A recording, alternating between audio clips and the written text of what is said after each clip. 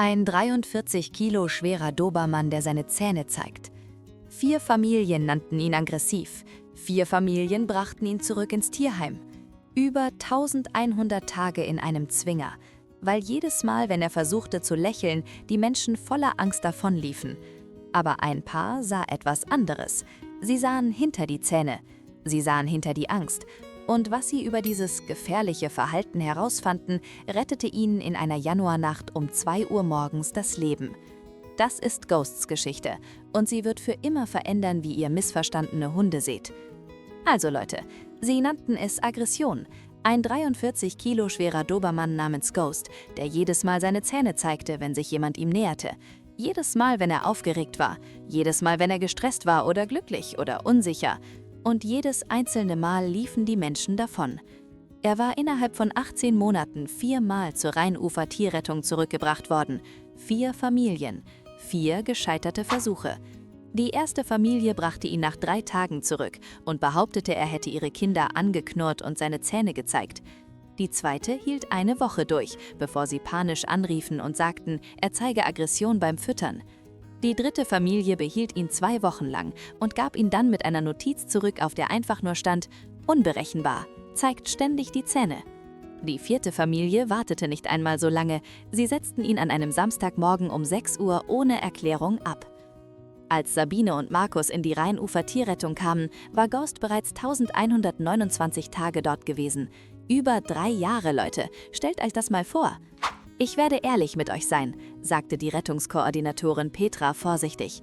Ghost hat Verhaltensprobleme, die wir nicht lösen konnten.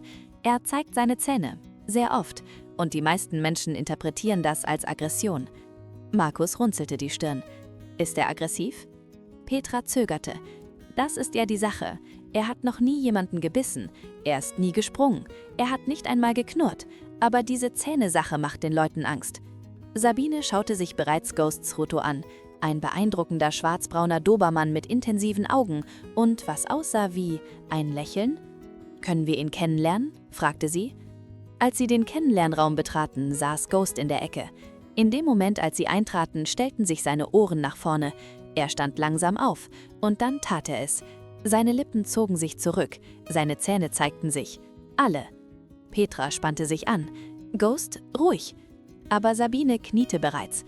Oh mein Gott, Markus, schau dir sein Gesicht an.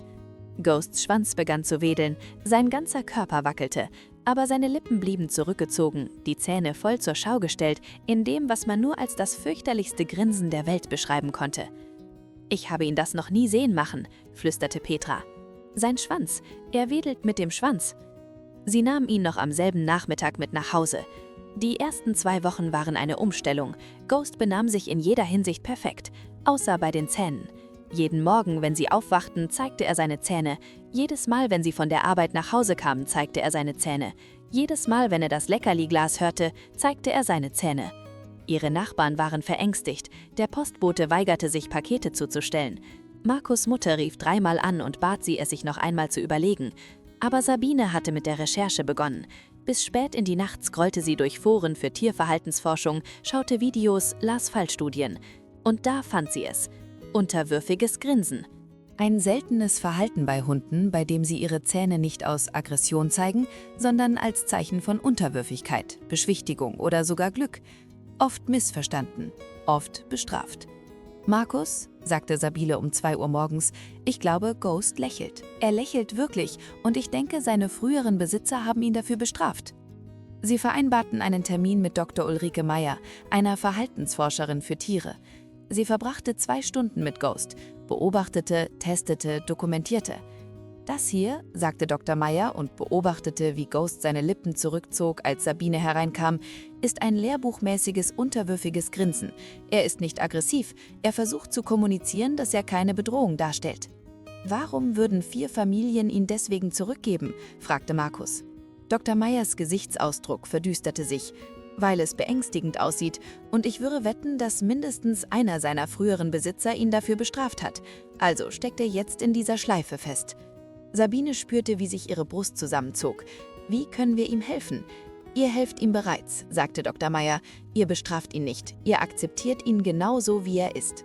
Wochen wurden zu Monaten. Ghosts Lächeln wurde Teil ihrer täglichen Routine. Wenn Nachbarn die Straßenseite wechselten, liefen sie nicht hinterher, um es zu erklären.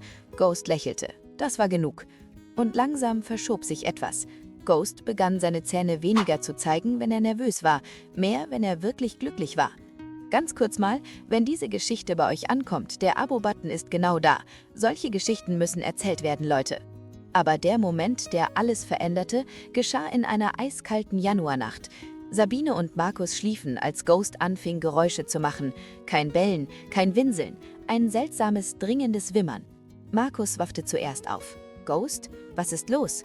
Ghost stand an ihrer Schlafzimmertür und zeigte seine Zähne, volles Grinsen, aber seine Körpersprache war anders, steif, aufmerksam. Sabine, wach auf! Sabine setzte sich auf. Was? Da rochen sie es. Gas. Markus' Augen weiteten sich. Mach kein Licht an. Sie schnappten sich Ghost und rannten nach draußen. Markus rief die 112 an, während Sabine Ghost hielt, der immer noch grinste. Die Feuerwehr kam in 12 Minuten. Ein defektes Warmwasserbereitungsventil hatte stundenlang Erdgas auslassen können. Wenn sie weitere 30 Minuten geschlafen hätten, hätte es katastrophal sein können. Der Feuerwehrchef schaute Ghost respektvoll an. Euer Hund hat euch geweckt? Er zeigt seine Zähne, wenn er versucht zu kommunizieren. 4 Familien haben ihn deswegen zurückgegeben, nannten ihn aggressiv. Der Chef kniete nieder, ließ Ghost an seiner Hand schnüffeln. Ghost zog sofort seine Lippen zurück. Der Chef lächelte. Das ist keine Aggression, das ist ein Held. Als sie wieder hineingehen durften, setzte sich Sabine auf den Boden mit Ghost. 4 Familien haben dich aufgegeben, flüsterte sie. Aber wir sehen dich, Ghost. Wir sehen dein echtes Lächeln. Ghost lehnte sich an sie, Lippen zurückgezogen, jeder Zahn sichtbar. Sein Schwanz wedelte so stark, dass sein ganzer Körper bebte. Markus kniete neben ihnen. Sie sagten, du seist gefährlich wegen deines Aussehens, aber vielleicht war das Gefährliche nie du. Vielleicht waren es die Menschen, die sich weigerten zu verstehen. Nach 4 Abschiebungen, 1129 Tagen in einer Rettungseinrichtung und einem Leben voller Missverständnisse, sah ihn endlich jemand nicht als einen Hund, der Zähne zeigt, sondern als einen Hund, der sein Herz zeigt. Heute ist Ghost 6 Jahre alt. Er grinst immer noch jeden Morgen. Er zeigt immer noch seine Zähne, wenn er glücklich ist, wenn er aufgeregt ist, wenn er versucht, ich liebe dich zu sagen. Sabine und Markus arbeiten regelmäßig als Pflegefamilie für die Rheinufer-Tierrettung. Dieser Rettungszwinger, wo Ghost 1129 Tage verbrachte, er beherbergt jetzt 3 weitere Hunde mit Verhaltensproblemen, die eigentlich nur Kommunikationsunterschiede sind. Weil manchmal die Gruseligen überhaupt nicht gruselig sind, manchmal sprechen sie nur eine Sprache, die wir vergessen haben zu hören. Und manchmal ist das Mutigste, was wir tun können, zurückzulächeln. Beurteilt ihr einen Hund danach, was ihr denkt, was sein Verhalten bedeutet, oder nehmt ihr euch die Zeit zu verstehen, was er wirklich sagen zu versucht? Schreibt es mir in die Kommentare.